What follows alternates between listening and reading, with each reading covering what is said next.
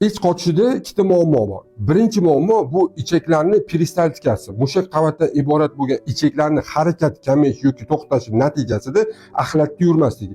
Ikkinchi muammo bu axlatda yurmagandan keyin qotishi va natijada dolixosigma ichaklarning kengayishiga olib kelishi.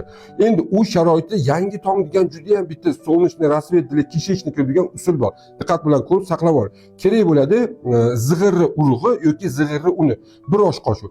Kerak bo'ladi timin. Bu zir emas, timin deyiladi, kerak bo'ladi badyan deydi.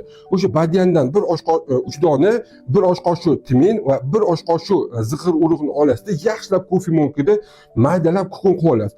Zig'ir urug'i bu kishechnikka, ya'ni ichaklarni tozalaydi, mikroflorani tozalab, badyan bu spazmni, keyin gazoobrazovaniyani hosil bo'lishini yaxshilab, og'riqlarni ketkazadi va timin bu ichaklar mushak qavatini yaxshilab, peristaltikasini kuchaytirib, ichaklaringizni bo'shatib beradi. 3 yoki 5 kunda juda ham zo'r natijaga erishadi. Mana bunaqa juda ham zo'r massa bo'ladi. Albatta tavsiya qilaman. Like bo'lsangiz tarqatasiz. Siz bilan doktor Karimov, e'tibor uchun rahmat.